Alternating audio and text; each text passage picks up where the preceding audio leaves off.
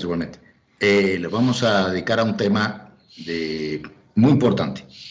Posiblemente el contenido que vamos a tratar entre el día de hoy y el de mañana, pero fundamentalmente el del día de hoy, porque es el que introduce el tema, es, desde el punto de vista de lo que tiene que ver con variable compleja, el más importante de todo el curso.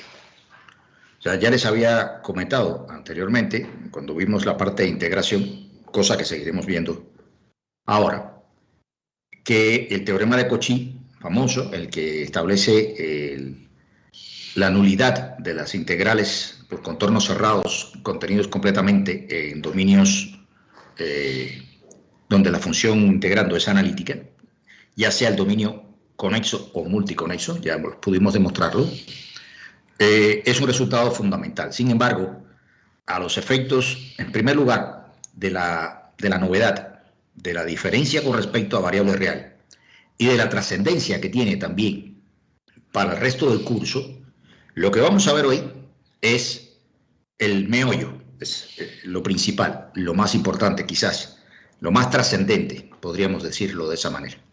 Entonces, permítame por favor empezar a compartir la pantalla. Como saben, yo voy esta clase la subo a los materiales que hay en nuestro grupo de Teams. También para los compañeros que todavía no se habían conectado, como es el caso del compañero que me escribió hace un rato, ya lo veo,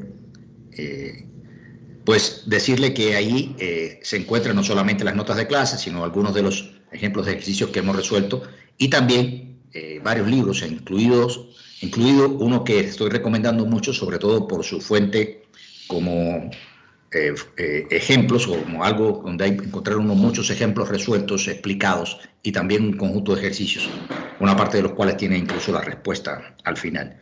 El libro de Seeley Shanahan es un libro muy recomendable, insisto, y quisiera que, bueno, pues a partir de lo que vamos a ver el día de hoy, lo usaran para revisarlo. Tiene muy buenas ilustraciones también, tiene muy buenas explicaciones y, por supuesto, es un libro de texto muy recomendado. En ese sentido, como les decía, vamos a comenzar. Voy a dejar de proyectar imagen para tener mejor conexión y voy a presentarles pues la pantalla. A pesar de que dice capítulo 7, en realidad no llevamos 7 semanas de clases ni nada semejante, pero recuerden que tenemos algunos capítulos muy breves, que hemos visto un par de ellos en un mismo día, y por esa razón ahora estamos a esta altura, pues en un capítulo, digamos, bastante avanzado, por decirlo así. Pero oye, vamos a ver una cosa que se llama, o un resultado que se llama fórmula integral de Cauchy. Esta es una clase, la de hoy, fundamentalmente teórica. Mañana también continuamos con aspectos teóricos, pero habrá ejemplos resueltos, explicados, de la aplicación de estos resultados. En primer lugar, lo que vamos es a introducir un concepto que, bueno, en el caso de variable real todavía no sé si ustedes lo han, se los han impartido o les han comentado, pero vamos a hablar aquí de integrales que dependen analíticamente de un parámetro. Es decir, vamos a tener unas integrales que se definen como funciones de nuestra variable compleja z, x más y, definidas a partir de integrar por sobre un cierto contorno definido, que también está en un cierto dominio, de una función que tiene una dependencia en la z griega, que es variable de integración, en el plano z griego, xi más y eta, y z, a los efectos, entra como un parámetro, es decir, como una constante a la hora de integrar. O sea, la integración se realiza por z griega. Entonces esto se dice que es una integral de tipo paramétrico. Una integral paramétrica. En este sentido, no tiene por qué haber un vínculo particular entre los dos planos complejos, el plano complejo z igual a x más y, x, y el plano complejo z minúsculo, y, perdón, chi, eta. Pudieran ser el mismo plano. Pudieran ser el mismo plano. Y incluso el contorno C en cuestión podría ser un dominio en ese plano. O sea, una frontera o algo que encierre un dominio en ese plano. Es decir, en realidad, lo que tenemos aquí es una función de dos variables complejas. De variables complejas que nosotros estamos llevando a cabo en este semestre es un curso, en principio, de una sola variable compleja. Existe, de forma análoga a lo que hemos visto en variable real, también todo un análisis matemático de funciones de varias variables complejas. Y también se habla de analiticidad y todas esas cosas, pero no es objetivo en la carrera, ni en el curso tampoco, de meternos más allá, de mencionar que esta es una función que depende de dos variables, de la misma complejas, de la misma manera que nosotros estaríamos hablando de dos funciones de variables reales en su momento. Ahora dice, esa es, digamos, la definición de una integral paramétrica que da como resultado una cierta función f minúscula en z. Ahora vamos a establecer algunas cosas importantes con respecto a esa función integrando de dos variables complejas. Se dice, en primer lugar, por el siguiente teorema, sea la función f mayúscula en z, es z, z, voy a tratar de la segunda z decirla un poquito diferente, definida en un dominio, en este caso z pertenece a un cierto dominio, y la letra griega z minúscula pertenece a un contorno. Es decir, recuerden ustedes que cuando nosotros tenemos una integral de este tipo, si esta es la variable de integración, ella está recorriendo un contorno. Es decir, nosotros no nos estamos moviendo en un dominio ni en un segmento, sino estamos moviéndonos sobre una curva. Es decir, la variable z griega estará sobre una curva. Por eso aquí lo dice de esta manera. Y dice así, tal que, 1, la función es analítica con respecto a z, la z latina, en el dominio D, independientemente de cuál sea z minúscula, griega. Además, es una función continua con respecto a z griega en el contorno en cuestión, independientemente de cuál sea z latina dentro del dominio. Y además dice que la derivada parcial de la función, fíjense que como es de dos variables, pues es una derivada parcial, con respecto a z latina es continua tanto en z latina como en z griega. Entonces dice así, como resultado del teorema, como tesis del teorema, la función f minúscula definida por la integral paramétrica que tiene a la función f grande de dos variables como argumento, es analítica en D, analítica, y se cumple que la primera derivada con respecto a z es la integral por el contorno de la derivada parcial con respecto a z griega, e integrando de todas maneras por z, de z latina, integrando por z griego, o sea, sobre el contorno, sobre la curva. Es decir, que si uno quiere encontrar la derivada de nuestra función con respecto a la variable z compleja y se cumplen estas características de la función integrando, que aparece aquí en la integral paramétrica, entonces, en primer lugar, esta f minúscula es analítica, recuerden lo que eso significa, es una diferenciable en todo el dominio, ya de acuerdo con el resultado de cursar. Y además, para la hora de derivar, no tenemos que estarnos preocupando mucho, es decir, simplemente derivamos parcialmente con respecto a z latina dentro y se sigue integrando con respecto a z griega por el contorno, pero eso va a garantizar que lo que tengamos aquí sea la derivada con respecto a la variable z igual a x, y, ¿no? O x más y.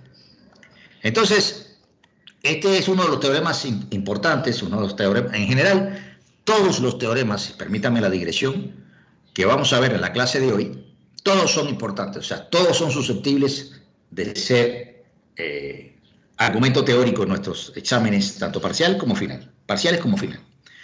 Entonces, la demostración es partir de que nosotros tenemos una función de dos variables complejas, que eso implica tener una función de 4 variables reales, ¿no?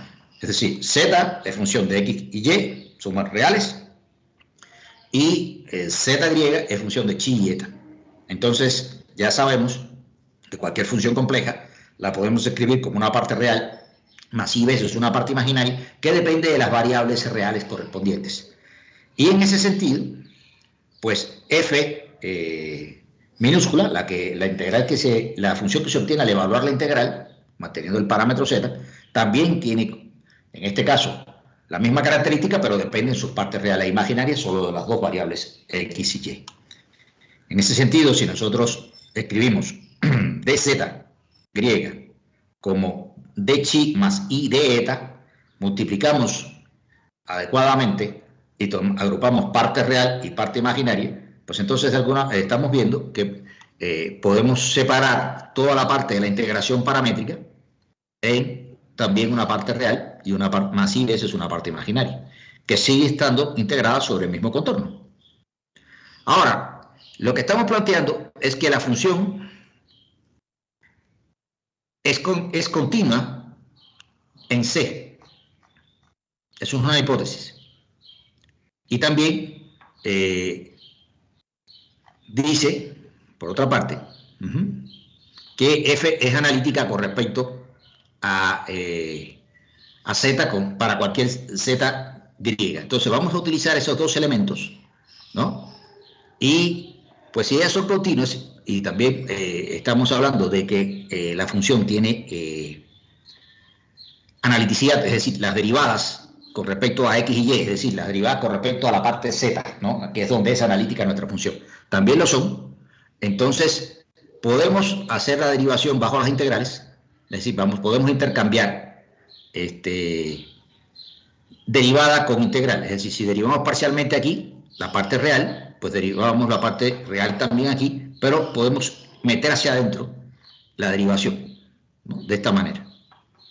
Y lo mismo podemos hacer comparando, por ejemplo, con la parte imaginaria. Es decir, dadas las características que tiene de continuidad y analiticidad nuestra función f mayúscula, podemos derivar bajo la integral, es decir, derivamos en ambos lados parcialmente, en este caso, por ejemplo, derivamos con respecto a x la parte real. Recuerden que cuando dos números complejos son iguales, si son correspondientemente iguales sus partes reales y partes imaginarias. Por lo tanto, digamos que yo derivo parcialmente con respecto a x la parte real a la izquierda, y eso es igual, o debe ser igual, a la derivada con respecto a x de la parte real a la derecha. Esa, dadas las características que hablamos, es a la que le metemos adentro, intercambiamos los dos símbolos de derivación parcial y integración, y quedan estos dos términos. Ahora, como dice que es analítica, evidentemente, las condiciones de Cauchy-Riemann se cumplen, ¿no? Es decir, yo tengo aquí que esta derivada es igual a esta, la primera de las dos condiciones de Cauchy-Riemann. Entonces, si esta es igual a esta, estas dos integrales son iguales y se tienen que igualar respectivamente la que es sobre xi y la que es sobre eta. Y se obtiene precisamente las condiciones de Cauchy-Riemann para las funciones u grande y v grande, que implican la analiticidad con respecto al argumento x, y, ¿no? Entonces, también se puede, por supuesto, hacer la otra de las condiciones de la misma manera y se llegan a las mismas relaciones. Entonces, quiere decir que las parciales de la parte real u mayúscula y v mayúscula, como son continuas por hipótesis, entonces también son parciales estas de aquí, porque estas son parciales continuas, estas también lo serán, y entonces las condiciones de Cauchy-Riemann quedan satisfechas en todo momento. Quiere decir que si son iguales las condiciones de Cauchy-Riemann, acá se cumplen, entonces se cumplen aquí. También se hace, las condiciones se cumplen aquí. Recuerden que f grande es la que estoy hablando de analiticidad, desde un principio, por hipótesis. Analítica con respecto a z, o sea, con respecto a x y y. ¿no? Entonces, por esas hipótesis, salen que las pequeñas derivadas de las letras pequeñas, que son las que están aquí a la izquierda, también cumplen Cauchy-Riemann. Bueno, si se cumple Cauchy-Riemann para estas derivadas de U minúscula y V minúscula y son continuas, porque además no hace falta que lo sean, pero podemos pedirlo como hipótesis fuerte, sabemos que también son continuas las derivadas parciales de las letras mayúsculas, funciones mayúsculas, pues entonces tenemos lo siguiente: cuando se satisfacen estas condiciones, afirmamos que hay analiticidad para f. ¿Y cómo se calcula la derivada? Bueno, si la función es analítica, ya sabemos que entonces la derivada se calcula derivando con respecto a una de las dos variables reales que están involucradas, ya sea x, cuando va un signo más aquí, y si fuera con y, iría un signo menos. La costumbre es casi siempre hacerlo con respecto a x. Entonces, bueno, derivamos con respecto a x, juntamos todo esto, volvemos a, digamos, a compactar las partes, las derivadas, ¿no? En este caso, pues lo que tenemos aquí es, ¿no? Fíjense bien, agrupar de modo que tengamos como factor común el diferencial de la letra z griega, de chi más i de eta, lo sacamos, eso va a hacer cambiar un signo nada más por acá, o sea, poner un signo con una i que sale de factor común, y en ese caso, pues nos queda esto de aquí. Pero eso que vemos acá es la derivada de una función analítica con respecto a z, que es la función f grande. Por la propia definición de analiticidad y su consecuencia que nosotros hicimos en la segunda clase del curso, prácticamente, bueno, en la tercera, perdón, clase del curso. Y en ese caso, si yo tengo que esto que está aquí corresponde a derivar parcialmente de esta manera a una función f, u más iv mayúsculas, y esa función es analítica porque lo tengo por hipótesis del teorema, entonces significa que está la derivada, ¿no? Con respecto a z. Quiere decir que por una simple construcción, a partir del resultado, nosotros podemos identificar el segundo de los planteamientos del teorema, es decir, que la derivada de f', o sea, la derivada de f' es la integral, aquí faltó poner c, que es el contorno, de la derivada parcial de f grande. Observen que si yo demostré que f chiquita es analítica, entonces su derivada se calcula así, directamente. Entonces lo que hicimos era, bueno, pues dado la hipótesis, pues a partir de lo que era la parte real, derivamos con respecto a x. A partir de lo que era la parte imaginaria, también lo hicimos. Y lo que hacemos es entonces manipular algebraicamente para que los términos que acompañan solamente a una derivada, ¿no? Y a la otra. Aquí sacamos sí como factor común de todo el sistema, aquí queda un de chi y cambia el signo, más i de eta. Y fíjense que lo que tenemos es lo mismo acá que acá, y esto se agrupa como la suma de las derivadas parciales correspondientes con la i, por supuesto, en la parte imaginaria, y esa es la misma forma que tiene la derivada de una función que en este caso es f grande, pero con respecto a z, z latina. Entonces, eso demuestra el teorema que nosotros estábamos buscando. ¿Por qué nos hace falta este teorema? ¿Cuál es su utilidad y cuál es su importancia? Ajá, lo vamos a ver ahora aquí. Fíjense que ahí lo destaco con letras de molde y mayúsculas. Una aplicación muy importante de ese resultado. Yo diría que que lo que estamos viendo aquí como título, es el resultado principal de nuestro curso. Y entonces, dice así: fórmula integral de Cauchy. Esto, por supuesto, ya lo dice el nombre, se debe al reconocido, digamos, como dicen en inglés, outstanding matemático francés de la primera, fundamentalmente de la primera mitad del siglo XIX, de las primeras décadas, 2 o 3 décadas del siglo XIX. Uno de los, digamos, de los históricos fundamentales, de los imprescindibles de la matemática. Dice así: analicemos la siguiente integral de variable compleja. Entonces es una integral que, como se dan cuenta, depende del parámetro z, porque todo lo demás aquí tiene z griega como variable de integración. ¿Ok? Entonces nosotros tenemos un cierto dominio donde esa función que aparece aquí en el numerador, es analítica en D. Y C es un contorno cerrado que está contenido en nuestro dominio de analiticidad de F minúscula. Entonces, la integración por la letra griega se realiza sobre el contorno. ¿Ok? El contorno cerrado es en cuestión. Dice además, los puntos de integración z griega perteneciente al contorno y el parámetro z, que está metido aquí ahora en el denominador restando, están en el dominio encerrado por ese contorno.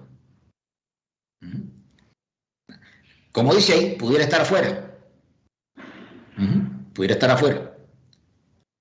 Pero si estuviese afuera, ya nosotros sabemos lo que va a pasar. Es decir, fíjense ustedes bien que el integrando como un todo, o sea, f minúscula entre z menos z, no es una no es una función analítica en el dominio encerrado por C. ¿Por qué? Porque cuando z, la variable de integración, fuese igual a nuestro z aquí, esto se indetermina. Es decir, se pierde el carácter de diferenciabilidad de todo el integrando. Es decir, hay un punto ahí en el que yo pierdo la analiticidad de la función. Y por lo tanto, si ese punto, por ejemplo, estuviese aquí afuera y yo siguiera integrando por este contorno, bueno, pues en todo este dominio encerrado o subdominio encerrado por el contorno, ahí habría analiticidad, porque el problema estaría en z, que indetermina a esta fracción. Pero si él está aquí afuera y no estamos tocándolo para nada, pues evidentemente no va a haber problema. La función es analítica en toda esta región, repito, si z estuviera aquí afuera, y nosotros sabemos que el teorema de Cauchy nos dice que la integral de una función analítica por un contorno que está contenido en el dominio de analiticidad, es decir, estoy hablando de analiticidad en todo esto, da 0. Es decir, que a nosotros lo que nos interesará es qué pasa cuando en el dominio encerrado por nuestro contorno de integración existe un punto en el que no hay analiticidad para todo el integrando. No para f chiquita, sino para todo el integrando. ¿No? O sea, en ese caso no podemos decir para nada que va a dar 0 el resultado. En términos generales no da 0. Y eso lo vamos a ver a continuación, pero lo que sí podemos decir desde el principio es que no garantizamos que eso sea 0. No sabemos de entrada que lo sea. Si estuviese fuera, perfecto. Sí lo podíamos afirmar 100% porque ya conocemos el teorema de Cauchy. ¿Ok? Ahora, como ven ustedes, esta es una integral que es una integral de tipo paramétrico, porque yo estoy integrando por z griega y aparece z latina, digamos, y cada vez que uno le da un valor a z latina y lo pone aquí, pues en principio debe salir un resultado diferente para nuestra integral de contorno. ¿Ok? Entonces, nosotros vemos que el integrando es continuo, en principio, en todo z que pertenece a el contorno, es decir, el punto donde habría un problema no está sobre el contorno, está adentro. ¿Correcto? Él está adentro, por lo tanto, sobre el propio contorno, aquí la función, esta es analítica, y esta fracción, como no tiene ningún problema tampoco porque el denominador se vaya a indeterminar o algo así, pues es continua sobre nuestra curva C. Entonces, es continua sobre el contorno y además es analítica en Z, que no esté siendo tal que Z es igual, o sea, Z griega igual a Z. Es decir, en el resto de los puntos del dominio, la función es analítica, porque lo es esta de aquí arriba, y mientras no sean iguales estas dos cantidades, pues no vamos a tener problemas de pérdida de diferenciabilidad en el sistema. Por lo tanto, hay analiticidad en todo el integrando, salvo cuando z igual a z griega, hay continuidad sobre toda la curva de integración, ¿no? Y entonces, en virtud de eso, nosotros podemos decir que siempre y cuando nosotros no estemos con Z sobre el contorno, Z latina sobre el contorno, y Z es analítica. ¿Ok? La integral. Ahora, como en Z, el integrando como un todo deja de ser analítico, desde el problema que estábamos mencionando, vamos a hacer lo siguiente, vamos a rodearlo con un contornito, que vamos a llamar CR, C sub R, lo vamos a rodear con un contorno que lo deje, digamos, fuera de nuestra integración. Es decir, que nos quitamos arriba el problema del punto donde se pierde la analiticidad, ¿no? En todo el dominio.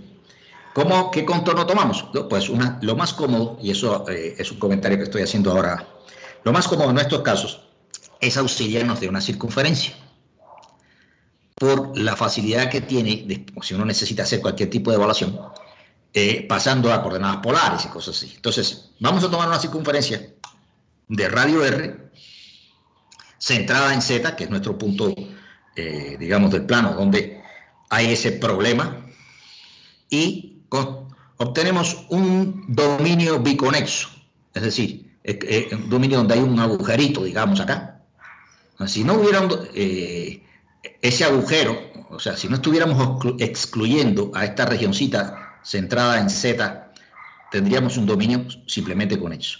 Pero cuando hacemos esto, y creamos como una suerte de hueco o agujero que lo deje fuera, dentro de todo lo demás la función va a ser analítica, el integrando va a ser analítico, pero ahí es donde no lo es y lo estamos dejando fuera. Ahí tendríamos un dominio doblemente conexo. Y en un dominio doblemente conexo nosotros sabemos que la integral, sobre toda la frontera, que ahora incluiría a nuestro círculo, nuestra circunferencia, sería tal que se puede separar en la integral por toda la curva en cuestión, más la integral recorrida en sentido negativo por nuestro contorno auxiliar. Ahora, al hacer eso, todo lo que vamos encerrando con esa frontera así construida, todo lo que nos queda a la izquierda cuando nos movemos tanto por C como por CR, es un dominio de analiticidad. ¿Por qué? Porque no estamos metiendo en él a Z latina, que es el punto de conflicto. Fuera de eso, todo es analítico, y por lo tanto, como estamos haciendo una integración por un contorno cerrado, el resultado vale 0, según el teorema de Cauchy. O sea, en ese contorno, en ese dominio rodeado por la curva C y en sentido negativo por la curva CR, hay analiticidad. Bueno, pues el teorema de Cauchy establece que en ese caso la integral vale 0. ¿Ok? Ahora, lo que nosotros queremos en realidad es encontrar esta integral. Pero como hay una relación de este tipo, entonces nosotros podemos simplemente pasar para acá restando. Al restar le cambiamos el orden de recorrido o el sentido de recorrido a CR, y resulta ser que entonces ahora el valor que va a tener nuestra integral en Z se va a reducir a encontrar la integral, o a calcular la integral por ese contorno circular que nosotros hemos construido. O sea que de una integral por un contorno cerrado de cualquier forma, podemos llevar esto a una integral por una circunferencia. Y ahí viene el comentario que yo les hacía. Es decir, ahora nosotros vamos a hacer lo siguiente. Vamos a hacer un rejuego, una manipulacióncita, por supuesto, rigurosa, es decir, nada que falte al rigor y a la exactitud. Vamos a escribir f en z griega como f en z latina más f en z griega menos f en z latina. O sea, le vamos a sumar a esto le vamos a sumar 0. ¿Ok? Entonces, ahora lo que vamos a hacer nosotros es agarrar, sustituir aquí esta construcción que hemos metido. Nos va a salir una parte que tiene, bueno, como estamos integrando con respecto a z griega, todo esto sale como una constante. Y aquí va a quedarnos esta integral de la diferencia de f en z griega menos f en z latina sobre z griega menos z latina, ¿no? Aquí hay dos integrales, una es esta y esta es otra. Vamos a analizar primero en la que f en z salió como para afuera, como constante, porque depende del parámetro, no está dependiendo de la variable de integración, que es z griega. ¿Ok? En ese sentido, lo que vamos a hacer es construirnos un sistema polar, es decir, esta es nuestra circunferencia centrada en z latina y sobre ella toma valores z griega. Entonces, esto que está aquí se define como chi menos z, sería la distancia, ¿no? Chi menos z, desde el punto de vista de tamaño. Entonces vamos a hacer el siguiente cambio de variable. Vamos a hacer chi menos z igual a r, que es el radio, por e a la i phi, donde phi va de 0 a 2pi.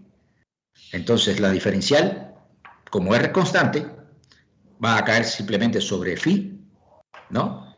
Y esto termina constituyéndose en una integral de variable real, en este caso una integral por la variable, la parte polar, la angular, ¿no? Ahí entonces sustituimos quién es z menos z, aquí en el denominador, sustituimos la diferencial en el numerador, ahí se cancelan estas dos exponenciales, se cancela este r, la i sale multiplicando para acá y el resultado es la integral de 0 a 2pi de phi, o sea, 2pi. Por lo tanto, esto que está aquí, la primera parte, I1, es 2pi por f en z. ¿Correcto? 2pi por f en z. Ahora vamos a ver I2, que es la que tiene la diferencia de f en z griega menos f en z latina en el numerador. Vamos a analizar, vamos a ver cómo podemos acotar esto. O sea, si es posible hacer un análisis aquí cuando nosotros buscamos el límite del radio infinitamente pequeño. Es decir, cuando hacemos tender a cero. Es decir, porque no queremos dejar así de gratis, de fuera, todo a una parte del dominio, sino que se supone que esto uno lo que quiere dejar o excluir es solamente a nuestro puntito, z. Pero toda esta región de aquí, que nosotros en un principio rodeamos o encerramos en esta circunferencia, sigue siendo una región donde hay analiticidad. Entonces la idea finalmente es, bueno, ¿qué pasa cuando yo hago tender el radio a cero? De modo que lo único que esté dejando fuera sea el S, exactamente ese punto z griega igual a z latina, en el que se pierde la analiticidad del integral. Entonces vamos a ver qué sucede desde el punto de vista del valor de la integral cuando nosotros tomamos ese límite.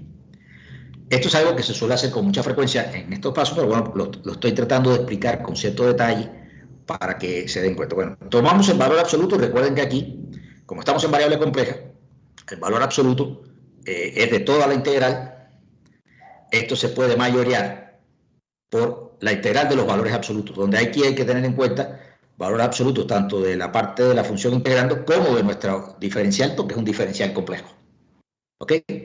Ahora, nosotros podemos hacer, como lo que siempre se hace en función de las características que tiene nuestra f chiquita, que es analítica, continua y demás, pues decir que esto aún así es menor o igual que el valor máximo que tendría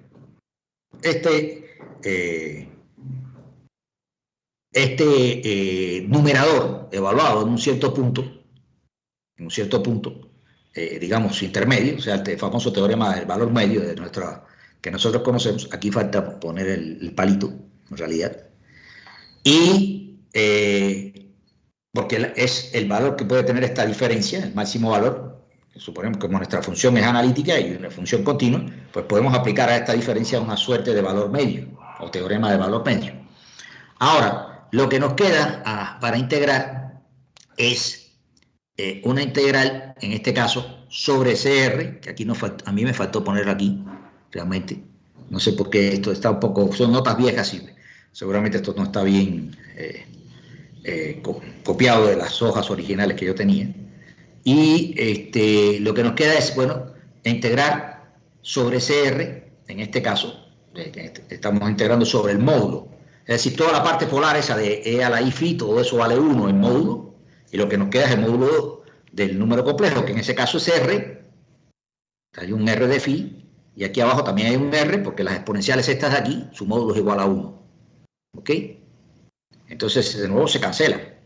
Y fíjense que el resultado entonces es 2pi veces el máximo de el módulo de esta diferencia.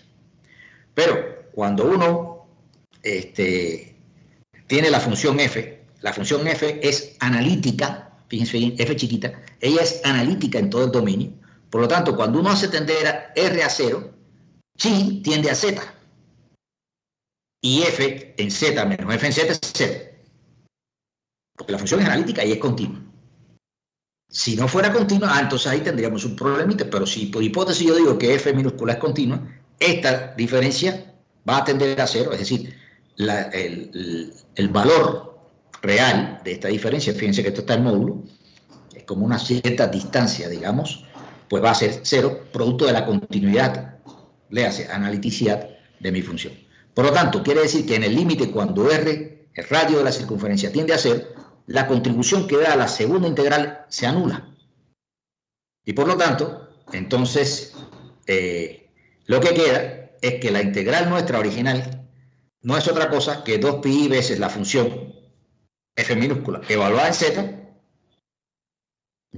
por supuesto más 0, y si despejamos, nos quedamos con que f minúscula en z, nuestra función, es igual a 1 sobre 2pi integral por c de f en z griega de z griega sobre z griega menos z latina. O sea, esto que hay aquí significa que cuando ustedes se encuentran con una integral por un contorno cerrado que tiene en el numerador una función analítica y aquí abajo hay una cosa como esta, ¿no? No tienen que calcular la integral, simplemente evalúan la función. Esto es f, que la conocemos, esta misma de aquí, evaluada en z. Y eso es lo que se conoce como fórmula integral de Cauchy. Y eso no tiene análogo en variable real. Como dice el comentario, es un resultado extraordinario de la teoría de las funciones analíticas. No tiene paralelo en el área real, de variable real. Y una de las cosas importantes que establece, desde el punto de vista, digamos, conceptual, este resultado, repito, resultado capital, por no decir, no sé, tendría que buscar una palabra todavía que signifique una admiración mayor. Pero, desde el punto de vista teórico, esta fórmula dice que en realidad existe una relación muy grande entre los valores de una función analítica en un cierto dominio de analiticidad y los valores que ella toma sobre un contorno que está contenido en ese dominio. Ese dominio incluso puede ser la frontera del dominio de analiticidad. Puede resultar ser la frontera. Si se satisface que la función no solo no es analítica, sino continua en la frontera, y el punto ZS no está metido en tampoco no pertenece a la frontera, también podemos hablar de eso. O sea que si nosotros conocemos los valores de una función sobre un contorno,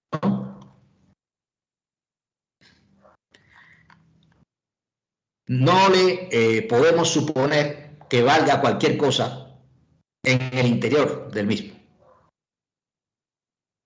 sino que va a estar obligada a que los puntos que se encuentren en el interior tomen los valores establecidos a partir de lo que ella pueda valer sobre un contorno dado, ¿no? Esto es teórico, es decir, no estamos hablando ahora de que una función en particular, sino en general la trascendencia que tiene desde el punto de vista teórico, que es el vínculo que se establece entre los valores de una función analítica sobre un contorno y los valores que están en los puntos encerrados por el mismo, de la función, por supuesto, ¿no? Entonces esto es un resultado que no tiene, digamos, un precedente. Es decir, yo no puedo decir que si conozco lo que vale una función analítica sobre un contorno, puedo darle los valores cualesquiera a la misma dentro de el dominio que ella encierra, sino que son los valores única y específicamente determinados por la fórmula integral de Cauchy lo que se pueden obtener, ¿no? Y una cosa también que tiene que ver mucho con el resultado y con el comentario que estábamos haciendo es que es suficiente entonces tener una información no completa, acerca de una función analítica, es decir, saber cuánto vale sobre un contorno, para ya tener toda la información dentro de ese contorno, es decir, en el dominio cerrado por el mismo. Como dice ahí, en variable real no existe nada que se parezca a eso. Nosotros podemos en variable real conocer los valores de una función continua, que sea diferenciable, o sea, que sería lo que nosotros hablamos aquí de analiticidad, en variable real, y la podemos conocer en los extremos de un intervalo, ¿no? En nuestra frontera, ese intervalo donde la función es continua y diferenciable y todo lo que sea. Y con ello no resolvemos absolutamente nada acerca de cuáles serían los valores que la función va a tomar cuando el argumento se mueva dentro de ese intervalo. Sin embargo, en variable compleja, si conocemos lo que una función, o en principio, vale sobre un contorno, podemos determinar qué valores toma en los puntos encerrados por M, en el dominio encerrado por M. Es un resultado trascendental y desde el punto de vista de muchas cosas prácticas que vamos a ver más adelante en el curso, es el resultado del curso. El resultado del curso. O sea, es la clave, el meollo de la teoría de funciones variables complejas, independientemente de que hay muchos temas y muchas cosas, pero él es el resultado central. Bueno, como dice ahora, desde el punto de vista práctico, aquello era, lo que estábamos hablando era la teoría, ¿no? Lo conceptual. Desde el punto de vista práctico, tenemos una integral de este tipo. Perdón, aquí le piqué donde no era. El contorno puede ser lo que a ustedes les dé la gana. Mire, yo aquí puse una estrella, ¿no? Por cualquiera, ¿no? Y yo tengo que hacer la integral por el contorno. Y si yo no tuviera este resultado, tendría que estarme poniendo ahí a parametrizar todos y cada uno de los segmentos de recta que hay aquí en el plano. Y empiece ahí a trabajar. Lo único que nosotros sabemos es que F minúscula es analítica en todo este interior y A es un punto que está dentro de ese dominio. Pues simple y sencillamente esta integral de aquí da 2pi F en A. Olvídense del contorno y de la parametrización y si hay que ir a polares o que ir a lo que sea, o de la forma de la integral curvilínea de segundo tipo que estuvimos analizando en los ejemplos de la clase pasada. Nada de eso hay que hacer. Simple y sencillamente, conociendo, por supuesto, identificando quién es esta F minúscula, ¿no? Y, por supuesto, verificando la analiticidad de ella, pues nos basta con eso para sacar cuánto vale esa integral de ella. Entonces, eso es, desde el punto de vista práctico, un bombazo, si podemos clasificarlo de esa manera, ¿no? Ahora, la trascendencia teórica no se queda atrás, incluso puede hasta más relevante, sobre todo desde el punto de vista de la implicación que tiene en la teoría de las funciones de variable compleja. Ahora, lo más importante que tiene la fórmula integral de Cauchy es que como consecuencia de la misma se pueden deducir un conjunto de propiedades muy importantes de las funciones analíticas. Fíjense bien, conjunto de propiedades muy importantes de las funciones analíticas. La primera de ellas, que no la habíamos mencionado, porque no podíamos demostrarla de manera directa, ¿no? Pero que por supuesto estaba en el aire cuando desde el primer momento en que nosotros dijimos, bueno, tenemos una función analítica y su derivada es tal, ¿no? Du de x más i de v de x, ¿no? Como estábamos viendo hace un rato en el teorema previo. Pero no dijimos nada de qué podía pasar si seguíamos derivando a órdenes superiores. Bueno, aquí podemos afirmar a ciencia cierta que toda función analítica tiene derivadas de cualquier orden y todas son analíticas. Tremendo eso, ¿verdad? Fíjense bien, repito, toda función analítica tiene derivadas de cualquier orden, de ahí para arriba, primero, segundo, etcétera, etcétera. Y además todas esas derivadas son funciones analíticas. Eso es un resultado muy fuerte. Bueno, pues eso se puede demostrar utilizando el teorema de la fórmula integral de Cauchy. Dice, bueno, sea f en z chiquita, f chiquita en z analítica, en D y C un contorno cerrado contenido en el mismo. Y nosotros sabemos que se satisface para la misma, esta expresión, si z, por supuesto, está dentro del contorno, o sea, está encerrado por el contorno. Esta es una integral que depende analíticamente de nuestro parámetro. La función f mayúscula que nosotros estuvimos usando arriba, cuando hablábamos de integrales paramétricas o que dependían analíticamente de un parámetro, en este caso es este cociente, ¿no? Esta fracción, donde tenemos a f minúscula analítica en el numerador y a z menos z en el denominador. Y sabemos además que derivando con respecto a z, la latina, pues simple y sencillamente esto es dividir por el cuadrado, ¿no? Porque después esto de acá no depende de z latina, y por lo tanto lo único que toca es derivar esta fracción, ¿no? Esto de aquí, 1 sobre esto. Ese es el resultado, con el signo menos que hay acá, que cancela el menos que saldría al hacer la derivación de tipo cociente.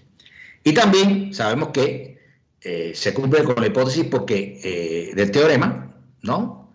¿Por qué? Porque esta función es una función que ella es continua sobre z griega. Sobre z griega. Entonces, si eso es así, existe f'. Permítame irme hacia arriba un momentito para que recuerden la expresión que nosotros planteamos que salía del teorema. Esta de aquí, ¿recuerdan?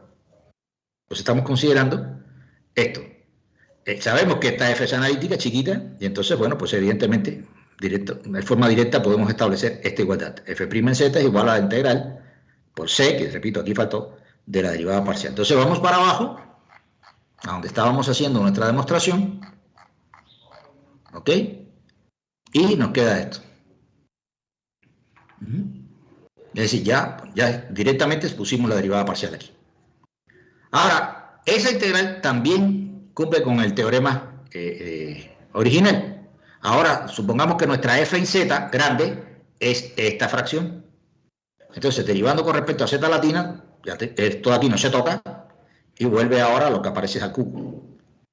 ¿Y por qué? Porque entonces sabemos que f' es analítica y sale la segunda derivada. Y así podemos ir haciendo una tras otra y siempre vamos a tener satisfechas las condiciones del teorema aquel al que hace un rato subí a mostrar su resultado de la integral que depende analíticamente de un parámetro. Y en ese sentido, pues no hay ninguna restricción para hacer esto n veces, ¿no? Y garantizar la analiticidad del resultado, que es la derivada enésima de la función. Y entonces, bueno, pues por inducción rápidamente se puede llegar a que lo que va a quedar aquí es un n factorial. Y observen ustedes que ahora tenemos una expresión que nos permite a nosotros no solamente conocer la integral cuando n es igual a 0, que lo da directamente el teorema de la fórmula integral de Cauchy, que sería 2pi por f en z, sino que ahora, cuando tengamos aquí integrales de este tipo, es decir, donde el denominador que tiene esa diferencia se encuentra a la potencia n más 1, eso se puede obtener en términos de ¿quién? De la derivada enésima de nuestra función analítica f minúscula. En este caso lo que aparece es el factor n factorial, el elemento L factorial aquí, enfrente de la integración. Esto es lo que se conoce como fórmula generalizada de Cauchy, ¿no? En términos generales, podría ser ella la única que enunciáramos, pero la verdad es que lo importante de la fórmula es que integral es que cuando n igual a 0, decía, cuando es la función y no ninguna de sus derivadas, para poder hacer la demostración en la forma que estuvimos realizando hace un rato.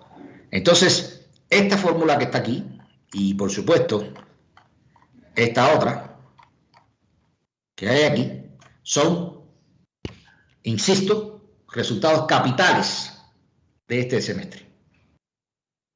Fundamental de lo fundamental.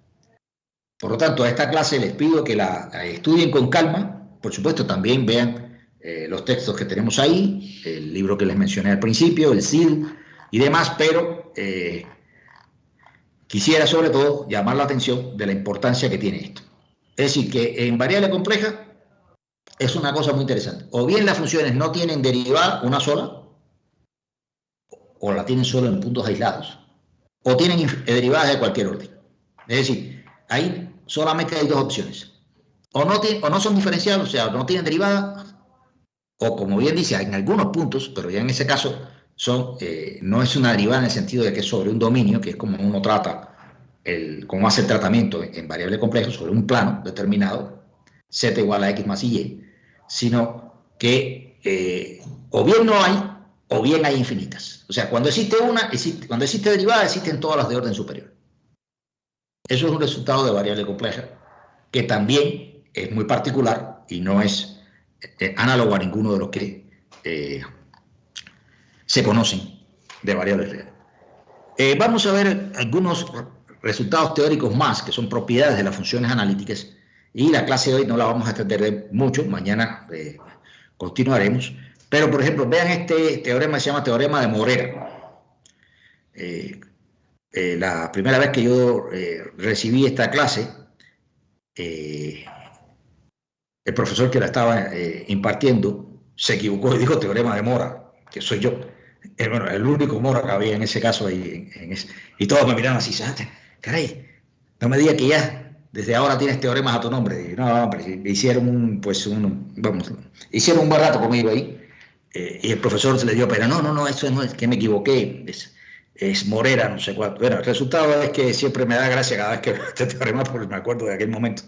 ¿Qué voy a hacer yo ni nada semejante que hizo eso, por supuesto? Y aparte es un resultado que tiene más de un siglo, casi dos, posiblemente. Dice así, si f y z, la f minúscula, ¿no?, es continua en D, simplemente con hechos.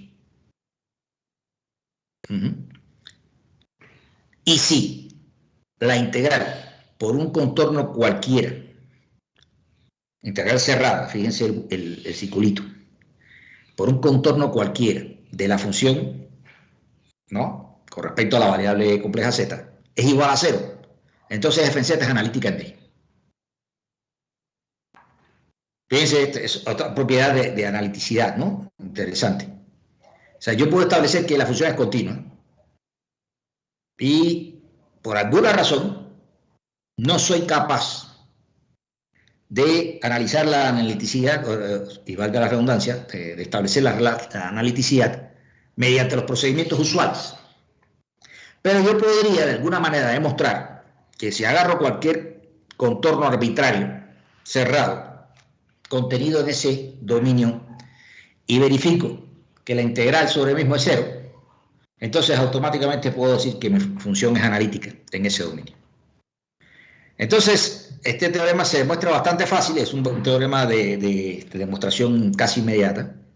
Es decir, nosotros vimos anteriormente un teorema en el caso de la integración de variable compleja, donde nosotros podíamos definir lo que se llamaba la integral de límite superior variable, ¿no? Y decíamos que la función esta es analítica en D, ya que se cumplen los requisitos, es decir, esta f es continua, y además se tiene por este teorema que f derivada es precisamente el integrando, o sea, f es la primitiva de f chiquita. Y entonces, como por la propiedad que vimos ahora, hace unos minutos, la derivada de una función analítica también es analítica, entonces automáticamente f lo es.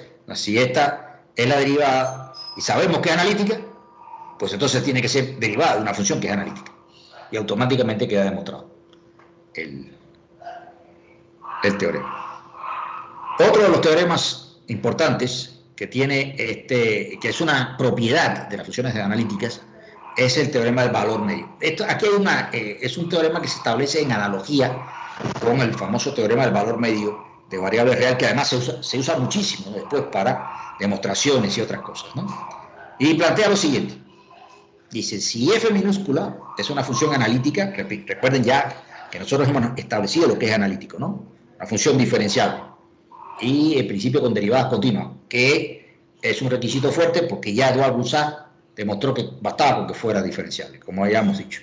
Si f en z es analítica en D, un dominio simplemente con eso, es decir, un dominio que no tiene ningún agujero, por decirlo así, digamos, palabras llanas, entonces para cualquier punto Z del dominio, se cumple que esa función evaluada en Z se puede dar a partir de una integral que sobre un cierto contorno circular, una circunferencia, ¿no?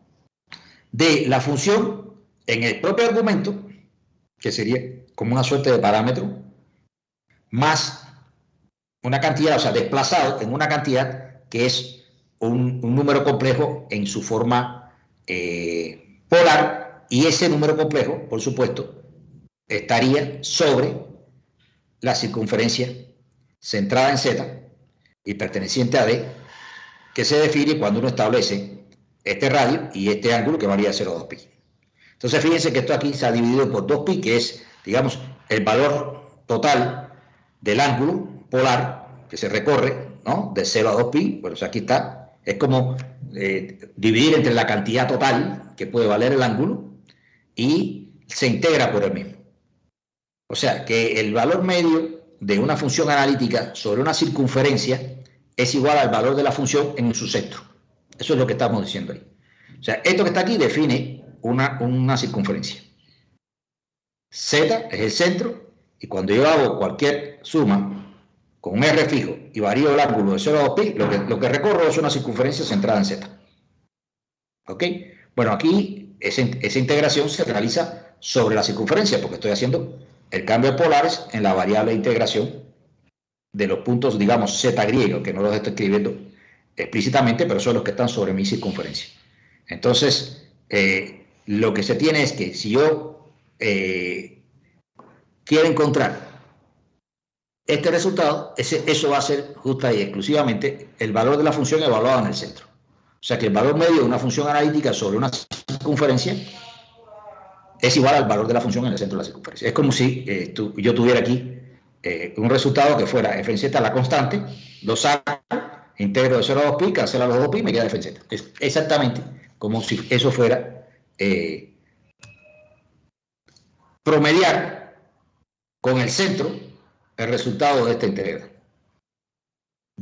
Eso es interesante, es decir, como que si el valor medio de la función esta fuera justamente lo que vale en el centro de la circunferencia. Repito, si fuese así, yo entonces aproximaba esto por f en su valor medio, f en z, eso sale como una constante, la integral será de 0 a 2 pi de phi, eso da 2 pi, cancela 2 pi, queda f en z igual a f en z. Eso es lo que está diciendo el resultado. Ahora, ¿cómo se demuestra? Bien, de nuevo utilizando la fórmula integral de Cauchy. Es decir, nosotros vamos a tomar centro en z latina, radio r chiquito, la circunferencia entonces nuestra está contenida en nuestro dominio D, para ella se va a satisfacer la fórmula integral de Cauchy con f minúscula analítica, y lo que vamos a hacer es pasar a coordenadas polares la integral de nuestro sobre nuestro contorno, que vemos que es una circunferencia de radio r chiquito, ¿no?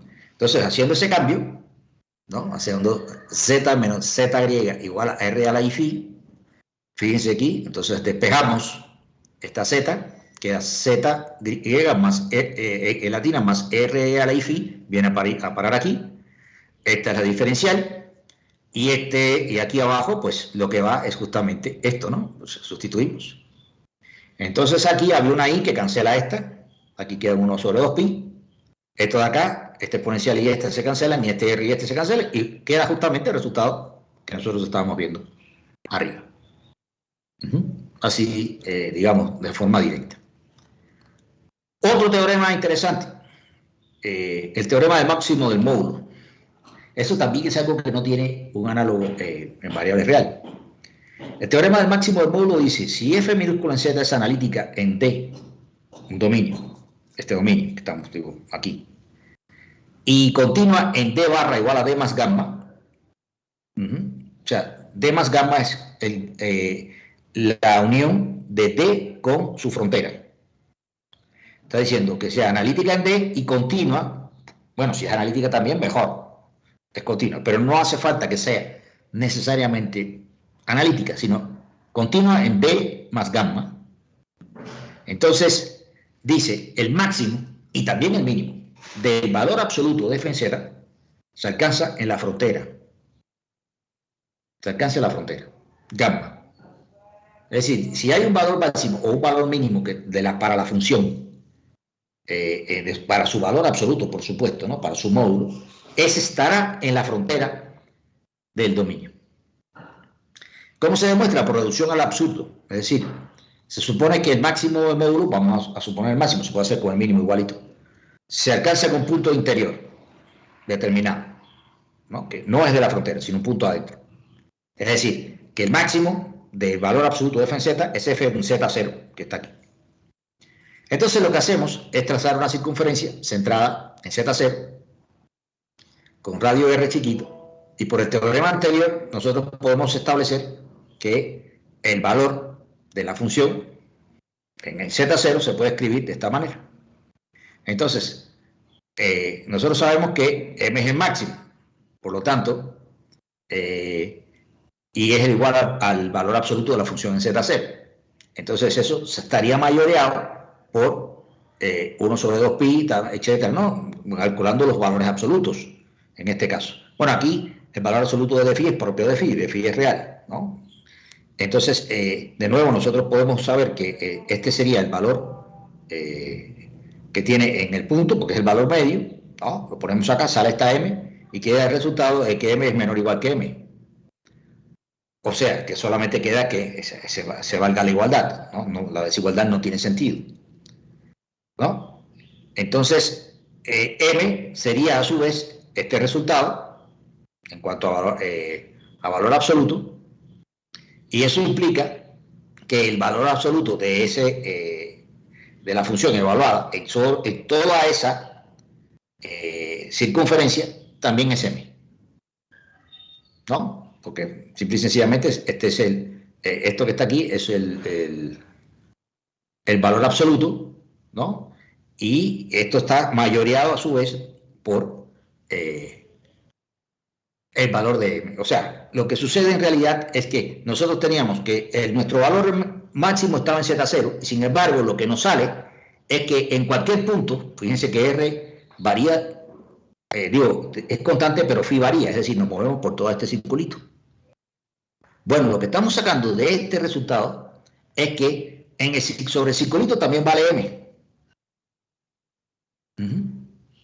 ¿Por qué razón? Porque si suponemos que el valor absoluto de z0 más r a la phi es menor que m en algunos puntos, entonces tendría que haber otro donde se cumple que es mayor, para que en promedio lo que nos dé sea justamente m, porque esto es un teorema de valor medio. Si es un teorema de valor medio, significa que yo tengo algo que está por arriba y algo que está por abajo, y cuando yo los combino, cuando hago la promediación, me tiene que dar m, ¿no? Pero si yo estaba diciendo que eso era un valor máximo, no puedo pensar que hay algo más chiquito, ¿no? Porque ese es el valor máximo. Entonces, hay contradicción con que m sea un máximo si existe algo que está por arriba de él. ¿Entienden? Entonces no puede suceder. Bueno, ¿qué hago entonces? Como r es arbitrario, yo puedo hacer que este r llegue a tocar, ¿no? A extenderse por todo y puede llegar hasta la frontera, ¿no? En principio. O puedo hacer una prolongación y centrarme ahora con un punto donde aquí esto vale m, el máximo, vuelvo a hacer lo mismo y me va a salir que aquí también va a salir que es m y me voy a seguir moviendo. Entonces, lo que voy a obtener es que al final la función va a valer m en cualquier punto que yo me mueva, ¿no? Ya me extienda creciendo el radio por aquí o me vaya moviendo hacia acá a través de otros círculos para los cuales se va a satisfacer exactamente la misma situación. Como resultado, la función es constante y vale m en todo mi dominio. Entonces, por supuesto que eso contradice la hipótesis. Yo estoy diciendo que es el valor máximo y la función en principio no estoy diciendo que es constante. Si fuera constante está claro que es el valor máximo, pero es una función arbitraria. Por lo tanto, haber supuesto que el máximo se encuentra adentro nos lleva a una contradicción. Nos lleva a la contradicción que la función tiene que ser constante, igual a ese máximo. Y claro está, como no es así, la única opción que queda es que el máximo no esté adentro, sino esté en la frontera. Y ahí es con lo que se demuestra el teorema en cuestión. Les pido que lo lean con calma, porque así hablando un poco, pues puede que quede un poco más, o sea, fue un poquito más difícil de entender, pero si lo van leyendo, se van a dar cuenta de que como nosotros además estamos tomando todo momento puntos arbitrarios que se encuentran sobre contornos de radios arbitrarios, pues llegaremos a la situación en la que nuestra hipótesis de que se encuentra el máximo dentro del dominio, pues es un absurdo. Por eso se llama reducción al absurdo. Y en ese sentido, no queda de otra de que ese valor se alcance en la frontera de nuestro dominio. Bueno, aquí hay todo este análisis que se los dejo, se los indico. Es un teorema complicado. No pienso que este sea un teorema evaluable por parte de nosotros, pero sí es muy importante que se lo estudien y vean lo que significa, ¿no? Les decía que si lo demostramos para el máximo, para el mínimo sucede exactamente lo mismo, ¿no? Lo único que en ese caso lo que se analiza es una función que sea la inversa de f en z, manteniendo la analiticidad, por supuesto, y entonces el mínimo de f en z sería el máximo de g, y con eso podríamos estar haciendo una demostración totalmente análoga. Ahora, el último resultado que quiero plantear para el día de hoy, ya para mañana continuamos, es este teorema, que se llama teorema de Liouville. Liouville, un matemático francés del siglo XIX, o sea, es posterior a Cauchy y toda esta gente que hemos mencionado, y dice así: si f en z es entera y es acotada, entonces ella es la función constante. O sea, entera, ¿qué significa? Que es analítica en todo el plano complejo. Eso es la definición de función entera. Y además, si es acotada, quiere decir, si en valor absoluto tiene algo por encima de lo cual ya no crece. Existe un valor por encima de lo cual ya no crece, ¿no? Entonces, si eso es así, la función es constante. Entonces, como dice, por hipótesis, f z es analítica en todo el plano. Además, se dice que es acotada, significa esto, que en valor absoluto es menor que un m, un número real. Ahora, como la función es analítica en todo el plano, nosotros podemos tomar una circunferencia de radio r centrada en un punto z, ¿no? Determinado, y ese radio lo podemos hacer todo lo grande que uno quiera. Y para cualquier punto que se encuentre en el interior, encerrado por esa circunferencia, o sea, en el círculo interno, uno puede utilizar la fórmula de Cauchy generalizada, es decir, uno puede escribir, digamos, la primera derivada así. Recuerden, aquí iba un 1 factorial, que es 1, aquí va n más 1, n 1 más 1 es 2, entonces aquí va una primera derivada. ¿Ok? Ahora vamos a buscar cuál es el valor absoluto de esa primera derivada, lo vamos a tratar de acotar o mayorear.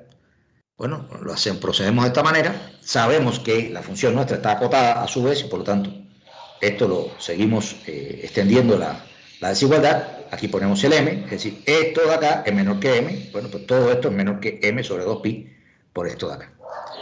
Y como CR es una circunferencia, una vez más hacemos un paso a polares, a la representación polar, exactamente como estuvimos comentando arriba, y nos queda pues una integral angular, ¿no? Esto CR, este R se cancela, queda 1 sobre R, pero estamos integrando sobre phi, por lo tanto ese R sale para afuera, queda m sobre 2pi r, integral de 0 a 2pi de phi, que eso da 2pi, cancela los 2pi y me queda m, que es un número, y r, que es el radio de nuestra circunferencia, ¿no? Ahora, como dice que nosotros podemos extender ese radio todo lo que queramos, porque la función es entera, podemos abarcar, en principio, todo el plano. Cuando r tiende a infinito, el valor absoluto de la primera derivada tiende a 0. O sea que aquí tenemos la derivada en un punto, z, que en principio no puede depender de r. R es el radio de esa circunferencia, ¿no? Y está acotada por una expresión que tiende a 0 si r tiende a infinito. Y repito, podemos hacer R de infinito porque podemos irnos a todo el plano porque la función es entera, analítica en todo el plano. Entonces, si la derivada tiene esa característica, pues evidentemente el resultado de esto es igual a cero. Es decir, cuando estamos en todo el plano, independientemente del punto en el que estemos. Pero si el valor absoluto es cero, implica que f' es cero. Y si f' es cero, entonces la función es constante. Porque ese es el resultado de derivar una función constante, que eso da cero. Entonces, eso significa que si la función es entera y acotada, es una función constante. Bueno, pues lo que quería ahora, para terminar, es simplemente hacer algo que, ¿cómo decirle?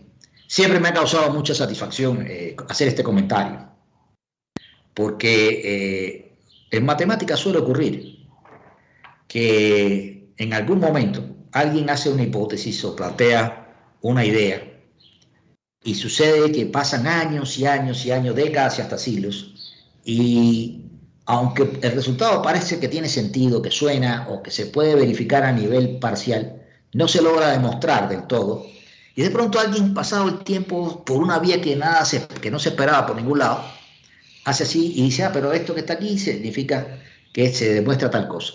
Y aquel famoso teorema o aquel famoso resultado que tenía 200 años que nadie había demostrado, sale verificado en el marco de otra rama completamente distinta de la matemática a la original. Eso, por ejemplo, ha ocurrido con el famoso teorema de Fermat. Si tienen curiosidad, pues pueden buscar por Wikipedia, lo que sea, y verán. En el famoso teorema de Fermat, la anécdota es que Fermat, un físico matemático francés, era físico matemático por afición, pero su profesión era ser juez, era un juez, ¿no? Entonces, en medio de un juicio, a veces los juicios parece que estaban un poco aburridos o algo así, y él se dedicaba a hacer cositas de matemática. Y parece que en unos apuntes que él hace al margen de una de las pues, ¿no? documentos jurídicos que estaban tratando, lo que sea, dice, he encontrado una demostración muy bonita para este resultado, pero acá no tengo espacio para ponerla. Y se quedó ahí. Y transcurrieron más de 200 años. Y yo recuerdo que por los años, como los años 80, no sé si los 80, creo que los 90, creo que fue en 92, 93, por una época por ahí, hubo un matemático estadounidense que estaba resolviendo otra cosa completamente distinta en un área muy lejana de la matemática, y en el Congreso de la Sociedad Matemática de Estados Unidos, o incluso no recuerdo si era en un Congreso de Física también, y se pone con un pizarrón a hacer, y de pronto dice, bueno, y de lo que yo estoy aquí demostrando, sale como una consecuencia que el teorema de Fermat es válido, se demuestra, y sigue. Y según cuentan los que estaban ahí, todo el mundo se paró y empezó a aplaudir, ¿no? En el auditorio. Después se verificó que la demostración esa no era exactamente 100% la necesaria, pero después, usando esas ideas, sí se logró finalmente, digo yo, hasta donde sé, demostrar ese famoso teorema. Aquí ocurre que existe en el álgebra un teorema súper importante que nosotros, incluso los que recuerdan que estuvieron el semestre pasado, me imagino que son la mayoría o todos ustedes, conmigo trabajando en el otro curso de métodos de física matemática, pues sí lo oyeron mencionar, que se llama el teorema fundamental del álgebra. Dice, el teorema fundamental del álgebra lo que establece es que todo polinomio de grado mayor que 0 tiene una raíz en el dominio de los números complejos. También se puede decir, como enunciado equivalente, que todo polinomio de grado n en una variable con coeficientes complejos tiene, contando sus multiplicidades, exactamente n raíces complejas. Cuando digo complejos pueden ser reales también. Recuérdense que los reales son números complejos con parte imaginaria cero. Pero la demostración se enmarca en coeficientes complejos para los polinomios. Como decía, un poco de historia, hay una proposición de este teorema para una ecuación polinómica de grado n en una obra de un matemático holandés, Petrus Roch, 1608. El primer intento de demostración se debe a uno de los grandes, también, a Jean-Léon d'Alembert, en 1746, pero no lo consigue. También Euler, Lagrange, Laplace, o sea, las luminarias de la matemática, los creadores del análisis y de la matemática moderna, después de Newton y Leibniz, por ejemplo, por supuesto, trataban de hacerlo y no lo consiguieron. El mismo Gauss, otros grandes matemáticos intentaron y no pudieron hacerlo.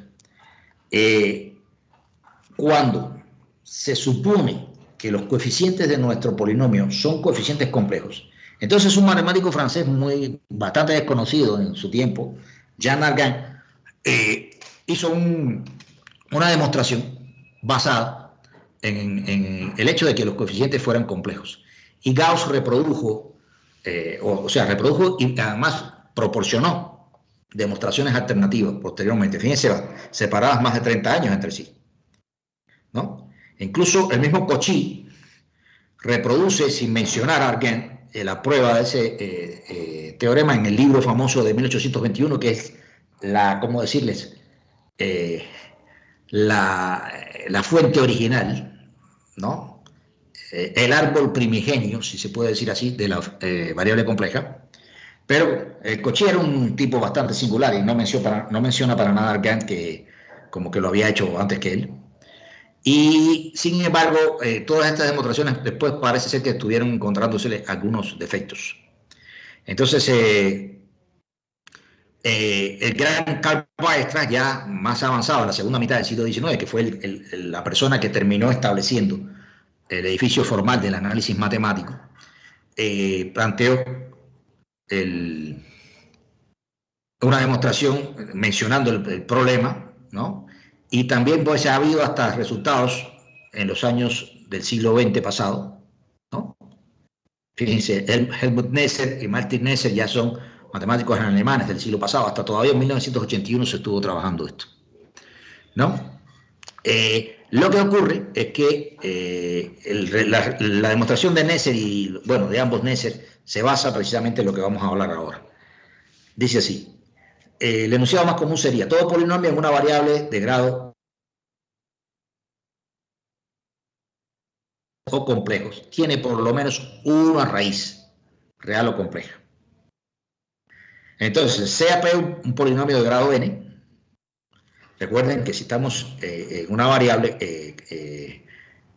en este caso, si hablamos de variables en general, ya sea real o sea compleja, un polinomio es una función continua y diferenciable en todo el plano o en toda la recta real, ¿no? Entonces, ella es una función entera. Y para toda constante positiva, que le llamamos m, va a existir un número real positivo tal que ese polinomio siempre va a ser mayor que m, porque el polinomio es una función creciente, en principio. Es decir, a partir de un cierto número r, en este caso, si nuestro polinomio está en la variable compleja z, es decir, es un polinomio en z de grado enésimo, pues entonces, para un número z suficientemente grande, podemos siempre encontrar que el valor en modo, el resultado del polinomio, de evaluarlo en z, supere a un m dado, ¿no? Ahora, si P no tiene raíces, si no tuviera valores donde se anula, la función 1 sobre P en z también sería una función entera, ¿no? Porque no habría ningún punto que anulara al denominador aquí. Con la propiedad de que entonces para cualquier número real, epsilon mayor que 0, pues al contrario, una vez que nosotros nos vamos por encima, con z, por encima de un r, esta función se va a hacer todo lo pequeña que uno quiere. Es decir, si esta crece mucho, o siempre crece por arriba de algo, esta que es el inverso, pues lo que hace es hacerse en valor absoluto lo más pequeño. Y concluimos que entonces f en z es una función acotada. Ahora, el teorema de Liouville dice que si f en z es una función entera y es acotada, entonces es una constante. Y eso es una contradicción, porque nosotros lo que tenemos es un polinomio, que es una función que varía. ¿Entienden? Entonces, si no tuviera ceros, la función sería entera y además acotada, significa que sería constante. Por lo tanto, resulta que f no será entera y P tendrá al menos una raíz, que la podríamos poner, digamos, de esta manera, ¿no? Las podemos separar factorizando z menos a1, donde a1 es la raíz de P, y qz es un polinomio ahora de orden n-1. Y por el argumento anterior, o sea, repitiendo el mismo procedimiento, este polinomio a su vez tiene al menos una raíz y se le puede factorizar nuevamente. Y así, repitiendo el proceso, uno termina escribiendo nuestro polinomio de esta manera, donde A1, A2, etcétera, son las raíces de P. No necesariamente tienen que ser distintas, ya saben ustedes, puede haber multiplicidad. Y esta vez, pues es una constante en principio. Y por lo tanto queda demostrado el teorema. Esta es la demostración de Nessel del teorema fundamental del álgebra. Yo, o sea, no sé, siempre me parece genial esto, porque solamente con pensar cuántos años transcurrieron desde que se propuso esta conjetura, ¿no?, por Petrus-Roth en 1608,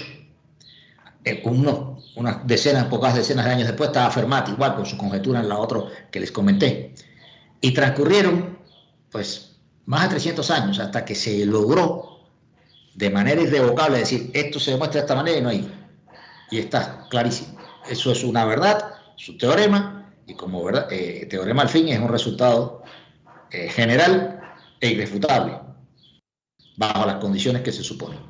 Entonces, siempre me ha fascinado el ejemplo, precisamente recordando esto que le contaba de las anécdotas. Existen en matemáticas muchas otras conjeturas, algunas, por ejemplo, famosas debidas a Poincaré, que se reúnen, no me acuerdo, los tantos problemas de Poincaré y resueltos y no sé qué, y de pronto alguien aparece y resuelve uno y se gana la medalla Fields, que es como el Nobel en matemáticas, o cosas de ese tipo. Entonces, siempre me ha llamado mucho la atención esto y por lo tanto, lo tengo como algo anecdótico. No les voy a pedir este teorema ni les voy a pedir que me lo demuestren, pero el teorema de Liouville sí es un teorema importante. Entonces, ¿qué vamos a hacer nosotros mañana? Nosotros vamos entonces a capitalizar todos estos resultados y vamos a abordar un conjunto de ejemplos. Los tengo aquí en mis notas y bueno, pues me traeré la tablet y voy a trabajar con ello, de modo que podamos dar un conjunto de situaciones en principio distintas en las que ustedes puedan encontrarse ejercicios de este tipo, es decir, ejercicios de integración en el plano complejo donde se aplica la fórmula integral de Cauchy y pues resultados asociados con ella. Y a eso le vamos a dedicar la clase de mañana. Por supuesto, también indicándole siempre los textos que tenemos y los libros que estamos indicando, que tienen unas colecciones de ejercicios suficientemente amplias para que ustedes los aborden. Quisiera que no echaran caer en saco roto estas recomendaciones que yo siempre hago de que hagan ejercicios, etcétera, porque al final nosotros vamos a hacer exámenes y esos exámenes van a tener ejercicios de ese tipo. Entonces, déjenme dejar de presentar acá y pues por el día de hoy nosotros estaríamos terminando. Insisto, esto es un material de gran importancia, contenido capital dentro de nuestro curso. Es importante también considerar que, bueno, por lo que observo, muchas veces no todos los compañeros están conectados a la clase. Digo, los que tengo yo en la lista de inscritos conmigo, puede que algunos se hayan cambiado y no me lo hayan dicho. Pero si ustedes tienen la oportunidad de conectarse con alguien que saben que no lo está haciendo, pues a veces no es suficiente con el material que uno pone en Teams, sino que a veces comentarios, soluciones hechas ahí al momento, etcétera, pueden ayudar mucho también. Entonces, yo no, por supuesto, no exijo asistencia a las clases ni nada semejante desde hace muchísimo tiempo. Incluso desde que empecé a dar clases en México jamás he pasado una lista de asistencia en ninguna clase. Pero sí observo que en ocasiones, pues, de 20 o 21 posibles participantes, a veces hay 12, hay 13, 14. Es decir, puedo entender las dificultades, pero por ejemplo ahora que estamos en huelga y que nadie está yendo presencial a la universidad, pues sería de esperar que hubiera más participando. Eso es un llamado de alerta, no es un regaño ni nada semejante, menos para ustedes que están aquí, pero sí es importante, si tienen la oportunidad de comentarlo, que no dejen pasar, porque el curso empieza a ganar en complejidad, y es muy importante haber asimilado primero estos elementos iniciales para que después tengan éxito en lo que viene a posteriori. Entonces, muchísimas gracias. Sí, perdón. ¿Cuándo va a ser la fecha del primer parcial? Disculpe. Yo estoy pensando que para fines de marzo. Para fines de marzo. Sí. No, o sea, a ver, tengo aquí el calendario, déjenme echar un vistazo un momento. Miren, la Semana Santa empieza, bueno, se iniciaría el día 10 de abril, ¿no? Entonces, yo calculo que es en la última semana, a ver, en la semana que empieza el 30 de marzo y termina no, perdón, sí, que empieza el 27 de marzo, que es domingo, y termina el 2 de abril, que es sábado, ¿no? Posiblemente sea esa, ¿no? Podría ocurrir que fuera o bien el 29 o bien el 30 de marzo. Es lo que estoy viendo, ¿no? La primera de abril, pues ya me parece que es demasiado para allá y pues abarcaría mucho contenido. Entonces, más bien yo creo que nos vamos a quedar con eventualmente 29-30 de marzo. O sea, de aquí a allá hay todavía un conjunto de conocimientos, de contenido, que no es poco, y que todo eso estaría metido dentro del primer examen. Por lo tanto, no es un examen a despreciar, sino un examen que tiene su nivel de carga, digamos, por 5 o 6 preguntas o algo así, en ese orden, que pueden ser ejercicios, alguna puede ser una pregunta teórica, pero estaría por ese orden. Esa es la característica que tiene. Entonces yo, desde ahora, hago esta atención, este llamado, para que no dejen que se les cargue, se les acumule, porque después va a ser bastante difícil ejercitar todo este conocimiento en fechas pegadas al examen. ¿Correcto? Entonces, ahora sí, si no hay ningún otro comentario, nos veríamos mañana a las 4:30, como eso hemos acordado, y vamos a dedicarlo a hacer ejemplos y ejercicios basados en esto para que ustedes tengan referencias a la hora de trabajar. Que estén muy bien, muy buenas tardes, cuídense todos y mañana nos vemos. Gracias, profe. Profe, ¿ya subió las notas? ¿Perdón? Sí, yo las subo. Estas en particular las voy a subir mañana. Ah, ok. Pero porque tienen los ejercicios y eso, y bueno, me integro.